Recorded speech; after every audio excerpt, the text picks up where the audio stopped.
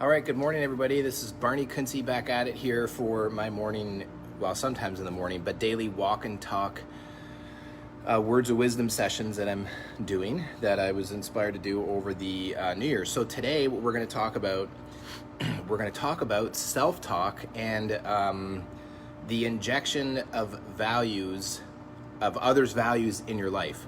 So a couple things. So I know this because I do this. I'm human. I'm still working on this. And to some degree, it's almost something that you can never maybe fully get away from until you really have mastered your inner self-talk and gotten really clear on your life mission, vision, and purpose. And one of my mentors and coaches, Dr. Stephen LaFay, who's amazing, by the way. If you need a chiropractor in Stratford, then you got to go talk to him.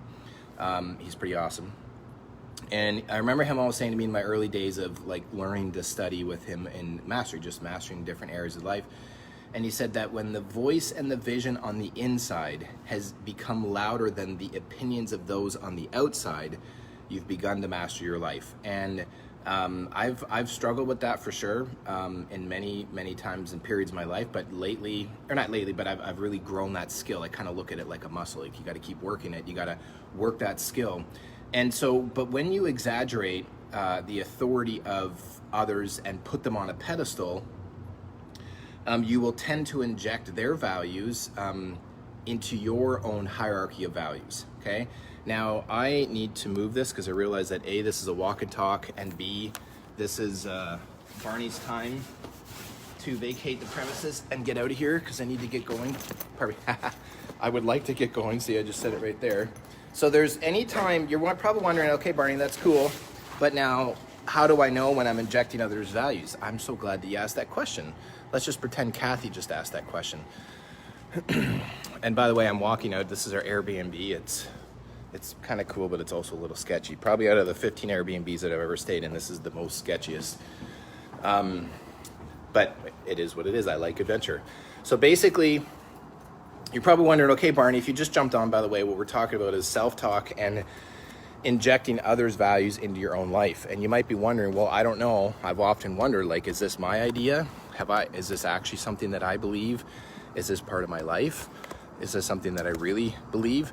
And if you ask that question, then I'm going to answer it for you from my experience and what I know to be true at this point in my life. Anytime you say, I need to, I should, I have to, I ought to, I've got to. Anytime you say something like that, I want you to think about it this way. And this is very tricky because you're going to find yourself saying a lot. Like I just said back there, I said, I need to get going. Well, I don't need to, but I choose to get going because I want to get there. And, stop, no exit. Do not enter. This is where you got to follow instructions. You can't go through these gates. I thought I would take a little shortcut, and I'll share a little quote with you that my dad told me a long time ago. It said, there's no shortcuts to any place worth going.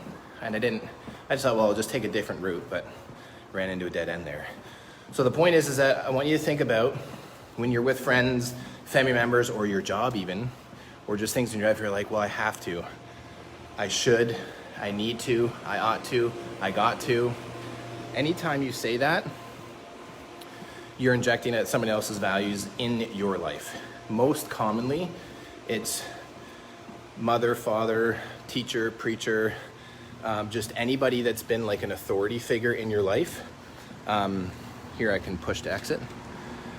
So anybody that you've held in high regard or that you see or have saw as an authority figure, just think about growing up, right? If you went to church and you think, well, the preacher said this or the pastor said this, at school, maybe, well, this is what the teacher said. This is what my parents said. A lot of the times when I'm having conversations with myself and I say that, I'm like, well, really, I just got to keep working harder in my business. I'll just keep working harder. I'm like, I really have to do this. I catch myself doing that sometimes. And then I realize that those are just things that I've learned from other people. And they're not always necessarily bad. So don't think that they're bad. It's just being aware of them. So quick little lesson is I wanted to try to keep these as short as possible. Pardon me on this little readjust. By the way, Texas is beautiful. if I had to choose, which I will, and someday my wife and I are going to be moving to the States for a short period of time. There's the tallest building in Houston, Texas, and Dr. John DeMartini, one of the guy that we're learning from, has an office up there. And but if you didn't know any better, you'd look at it, okay, except for those trees. But like, look down here for those of you back home in Ontario, Canada, and with the exception of that palm tree up there. But this street really reminds me of being back home, and it's pretty cool. So the point is, as I'm finishing off, because I didn't want to ramble, and here I am rambling, is just think about your self-talk. Be conscious of it. Don't judge yourself. Don't get down on yourself. Just take notice and take inventory. If you really want to do this, I know Kathy Wetloff, if you're watching this, you probably will, or you might, because I know you're a detailed woman, is any time that you say in your life, I need to, I should, I have to, I've got to, I ought to, just write that down and then take note of it and say, well, where did I first hear that from? Who first shared that with me? And where does that idea come from? And it's actually pretty exhausting and very draining. I know this probably sounds really exciting, but this is the truth. At the end of the day, what you're doing is you're just sorting out the ideas that are in your mind and all of the different opinions of other people that you've taken on. And if there's things that you're doing that work for you and it's serving you and helping you get closer to your goals and fulfill your mission and vision and life legacy or whatever, then go ahead and do it. Okay, so that's your little tip for today, is be conscious of your self-talk. And anytime you say those 5 things, I think there were 5. I should do this. I have to do this. I've got to do this. I need to do this. I ought to do this. Just pay attention, notice where it comes from, and then you can start replacing it with, I would love to, I choose to, this is what's important to me, or I would really love to do this, I'm choosing to do this, or I think I would like to do this, something like that. You might think this is a little bit silly, but I'm also willing to bet that if you think it's silly, that your mind has been fairly infected. Yes, I did say infected with other you could call them mind viruses, but really just the ideas from other people. And it doesn't mean that they're bad. It just means that if it's not working for you, then you have the opportunity to change it. Okay? So that's my little tip for you. And I was waiting to try to get around this corner to show you. So just hang tight with me for a second. I'm going to show you this view down here because it's pretty cool. So Kathy says, I say that all the time. So what do you say specifically, just for some fun here, Kathy? Because people are just getting used to me doing this, so they're kind of like, I don't know if I should say anything. I've literally had 15 people message me just being like, I just comment and like, or like watch, but I don't know if I should actually say anything. So Kathy, if you're still on, give us something that you say, and then let's have fun with it, if you can, if you're still on. Okay, we're almost around the corner. Let's see if Kathy's still there. Anybody else? Bianca, Donna, Mark, Connie? Okay, look at this. Right there.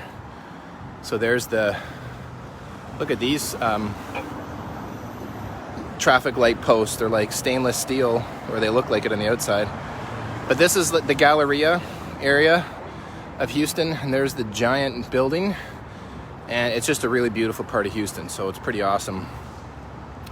And let me just turn this around. So here we are at the JW Marriott. I've got to go in. I've got to go in. It's so funny. You can really trip yourself up. Say, I'm going to go in. But you start to notice how these little things slip into your life, right? Like, I've got to go in. I need to do this. I've got to do that. And, it's just like breathing. Like Kathy, you work out with me in the studio. And when clients first start learning about their breathing, they're like getting maybe a little bit, they get not freaked out, but they get frustrated because they're like, oh, I'm doing the exercise and I was counting and focusing on the muscles, but then I forgot about the breathing. And then they can trip themselves up and get a little unnecessarily stressed out. And there's no point in doing that. This is just to be fun and to simply take the observer's approach of just acknowledging when this stuff comes up. So, okay, Kathy's just being general, like I need to, I've got to. And then Bianca said the same thing. So anyways, enjoy sorting out your thoughts and think of it like a computer. You're basically going to divide. Does this work for me? And is it getting me closer to what I want in life or what I want to accomplish, what I want to manifest or create or not. If it's not working and creating stress, and every time I think about it and it causes me stress, or I allow it to cause me stress because I keep saying it, then you can easily just question it, find where it came from, remove it from your life, and have an amazing day. I'm going to learn from Dr. John Demartini, who I believe is a living legend and a very creative genius type person. He's just a dude that poops and pees like everybody else and puts his pants on to keep him humble and not put him on a pedestal. But I just very inspired with his 46 years of teaching and the things that I'm learning from him and with him. And my intention is to assemble it in my own understanding and share some of that with you amongst all of the other things that I've learned in my 36 years on planet Earth, okay? Stay blessed, stay grateful, stay humble, stay hungry. I gotta get to work. See you guys.